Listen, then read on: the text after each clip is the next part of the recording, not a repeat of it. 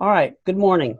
Today it is Sunday, August 18th, and this morning, uh, because of other people's obligations or activities, either vacation or illness or other obligations, today it's Bill and myself. And so today I'm going to do a really brief talk. Bill has to leave early, and so my talk will be somewhat abbreviated. It's not the end of the conversation. But today I would like to talk about small and yet not inconsequential practices. So small and not inconsequential. And I could use something like small and with great consequence or whatever, but I wanted to use that double negative. To me, it sounded a little bit more complex. maybe it's a false complexity. But at its core, what many of the things that I will talk about in this, and not just today, but over a period of time, I'll be writing about this and offering some of my research into small practices, personal practices, if you will, that we engage in, and what the doctrinal foundation or the doctrinal reason for those practices. Now, there are many things that individuals may do of a personal nature that make them feel good or makes life more meaningful for them, and they're not incorrect. Oh, yes, I'm recording, okay. They're not incorrect. They're just not necessarily found within doctrine. So as an example, I was in conversation with Myoke the other day, and she just put up some more prayer flags for victims of gun violence there in El Paso and Gilroy and in Dayton, Ohio, Gilroy, California, Dayton, Ohio. And I thought, now that is something that I could do as well. And it's a meaningful practice to me. So I only had 20 prayer flags on hand, and I need hundreds of them. In fact, maybe even thousands of them if I'm going to do prayer flags for all the victims of gun violence. But anyway, so I had 20 and I put 20 up, and I've got roughly 200 more on order. And as I have time, I will add to that. Now that's a personal practice. It's a nice practice. I'm not going to teach it as a practice for everyone. Not everyone can do it, and that's fine. But they're Tibetan prayer flags, and so they're not even related to Lotus Sutra. And they're not, I don't know of any doctrinal foundation or basis for doing those things. They're not wrong. It's just that as a teacher, I can't really teach that as a practice. I can show what I'm doing, some of my practice, and if you want it, that's fine. But I can't offer any doctrinal foundation for doing it. It's just something that I feel good about, I feel inclined to do, and is meaningful to me. So I hope that's clear. So what I'm going to be doing in this series, and it's going to be a series, is offering practices that I have found in doctrine, in Buddhist teachings, and tying them to the Lotus Sutra, because some of them are from other practices, even before Lotus Sutra practice. And yet they're Buddhist practice. They're long-standing Buddhist traditions. And so I'm sharing them, and I'm offering the doctrinal basis for my sharing of them. And so I put one category of practices as ego. So it's for me, myself, and as such, I have to claim that, but I can't teach it as a doctrine or a practice that everyone should engage in or believe in. And much of what the foundation for this series will come from chapter 10 in the Lotus Sutra. And in specific, chapter 10, as I pointed out in my other writings, is one of the pivotal moments in the Lotus Sutra, because a change takes place. A specific teaching changes. There's a shift, if you will. And this shift occurs in the paragraph, Medicine King. There are many chapters that paragraphs that begin with Medicine King, so you kind of have to look. But this is more towards the So I'm using an older edition of the Murano translation, so I cannot really give you a page number. However, if you look through chapter 10 and you see the first set of stanza, the first poem section, the first gay, it's real short. Well, actually, it's not. It's several pages long, my mistake. And then after that first gay section and before the second gay section, there's a paragraph that says, Medicine King, erect a stupa of the 7 treasures in any place where this sutra is expounded, read, recited, or copied, or in any place where a copy of this sutra exists. Hence, I have a stupa in the backyard with the Odaimoku written on it. That is foundationally found, doctrinally found, the reason and the I guess you could say the validation for doing it comes from actually this paragraph. And in fact, I have this paragraph written on that Odaimoku stupa. And Bill, you've seen that, may not have noticed it or paid much attention to it, but it is the same wooden pole that was in front of the temple there in Charlotte. So this stupa should be tall, spacious, and adorned. Because of limitations, I adopted the Japanese practice of erecting a pole as a stupa. And so you need not enshrine my saridas. Saridas are relics of the Buddha. You need not enshrine, I'll paraphrase that, you need not enshrine my relics in this stupa. Why not? It is because it will contain my perfect body. In other words, because this Lotus Sutra is contained in that sutra or read to that sutra or recited or copied in that sutra, then that sutra contains the perfect body, not just relics of the Buddha. And that is a shift, because prior to this, in order to consecrate, if you will, a stupa, you enshrined relics.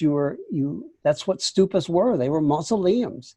They were reliquaries. And in fact, I have a small reliquary on the altar containing 3 relics of the Buddha. Now, relics of the Buddha is a loose interpretation, if you will.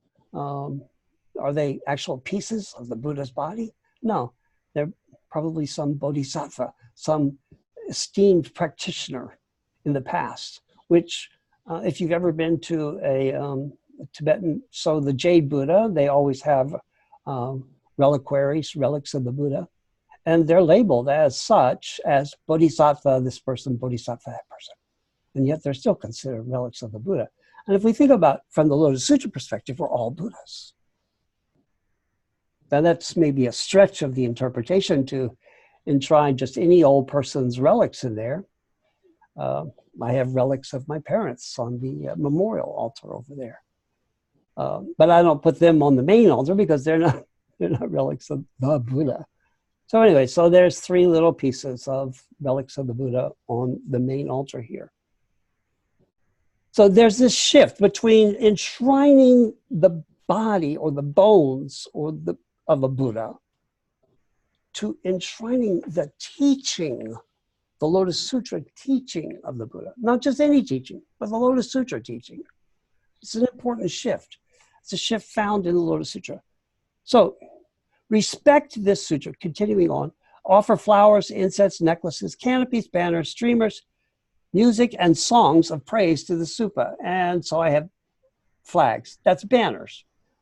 But, to offer banners on behalf of victims of gun violence, I'm not sure I could stretch it that way. Anybody can, and it's not wrong to do that. It's just I can't teach that as a Buddhist practice or as a practice of the Lotus Sutra. Maybe it's just a fine distinction that I'm adhering to, but that's my criteria for what I will present in this series is teachings that can be tied back to the Lotus Sutra in some way or another. And I may share some fun practices or some interesting practices. So further on, respect this stupa, honor it, and praise it. anyone who, after seeing this stupa, bows to it and makes offerings to it, know this, will approach Anuttara Samyak Sambodhi. In other words, the final parinirvana, if you will, a final enlightenment. Okay, so that's just a little bit. It is now about 7 minutes after 11, and Bill must leave us at 11:15. And as my traditional policy, I try to leave space for questions, comments, observations. And so, Bill, any comments, thoughts? And again, this is just the very first part of this, this little series of practices. Small and not inconsequential practices. So essentially, what you're saying is we can incorporate our own ideas or things that are important to us into our practice, even though they're not necessarily a part of doctrinal practice of Buddhism. I believe so. When that bears the question of when would something, and I think there are some obvious things where we would not, sometimes the answer would be very obvious, but when would it not be appropriate? Wow, that's... Think about what does it enhance? Okay. What does it celebrate? What is the connection that you can make to your spiritual development, your spiritual enrichment? Now, just to go way, way out there, I mean, pornography, that might make a person feel good, but it doesn't enhance necessarily their spiritual connection to the Lotus Sutra, and certainly isn't representative of the teaching of equality and respect for human dignity. Also, it could be said that some, if not all, pornography goes against one of the 6 paramitas about not engaging in harmful or abusive sexual behavior. So we have that. That I would offer that as a general criteria. Does that answer your question? Yeah. Some way? Yeah. Okay. All right. And did that eliminate some practice that you were considering? No, it's just because you wonder. Sometimes we take this too seriously, and you not that it's not something that takes, I guess that's where the great joy comes in. Maybe that's what I'm saying, to avoid taking things overly serious. But you start wondering if you're doing some things wrong. Yeah. And I can't think of any specifics off the top of my head, but any little things that we might ritualize, before we get in the car or anything like that, before we drive. Yeah. So again, going back to the prayer flags or my books, if I said that you must buy my books, and that by buying my books, you will be guaranteed to enhance your spiritual practice, and that if you don't buy my books, you're not supporting, or you don't have good faith in the Lotus Sutra, or any number of other ways that other clergy have promoted their books. So you see the difference there. Yeah. There's no doctrinal foundation for having you buy my books. There's a doctrinal foundation for encouraging you to obtain a copy of the Lotus Sutra, because the Buddha tells us to read, recite, copy the Lotus Sutra. He didn't say read Rusho Jeffers' books. There's no guarantee that by reading my books you will become enlightened. There is a guarantee that by reading and studying this, you can attain enlightenment. Oops, let's see. I'm terrible at getting the camera right. So does that, the prayer flags thing again, putting up prayer flags along my fence for victims of gun violence is not bad. It's not harmful. It's something that means something to me, and I'm engaging in it. Just because I'm doing it and it's meaningful to me doesn't mean it has to be meaningful to you, or that you must do it, or that I can't even tie it directly into the Lotus Sutra. I mean, they're Tibetan prayer flags. Now, if I had Odaimoku prayer flags, but I mean, I could technically do that. I have the skills to do that, but I'm not going to. I don't have the time or the inclination to do that and then do other things that are also meaningful to me. Writing books. Writing is meaningful to me, but that's not necessarily meaningful to anybody else. It's not even necessarily beneficial to anybody else. I hope it is, but it's not, it's not required to be. Does that?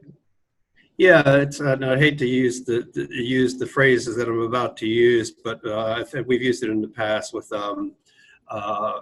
like charities and things, that you have to pick your fights, and it would be the same thing. Speaking with those things that we would consider ritualistic, or that would be things that we would do on our own. Yeah, like incense offering. I mean, it says in the sutra, there's a doctrinal foundation for offering incense. But some people can't do that. You see? Some Right. people, I mean, I shouldn't because of my asthma. I do it because I like the smell. Yeah. I shouldn't do it, and it does have a negative effect on me, but it also has a positive effect of, it really does enhance what I think is my spiritual presence, my spiritual being. Now that, so again, I go back to that word ego. What is this practice tied to? It's not that it's bad or wrong. Ego sometimes has a very negative connotation, but ego just means self-directed, that's not bad. As long as we can, identify it. So the practice of the prayer flags, there's no, again, the prayer flags at the stupa, there is a doctrinal basis for that. That's your signal, yes. The prayer flags for the fence, for the victim, again, there may be, but I've not found it. And so I'm not going to teach it as doctrine, okay? So you've got to go, and we'll end the recording with chanting Odaimoku together 3 times and wishing you a wonderful day and safe journey. Namu myo renge kyo. Namu myo renge kyo. Namu myo renge kyo. Bill, thank you very much. And to all those who are watching this video, stay tuned for further episodes. Have a good day, Bill. Thank you. Bye now.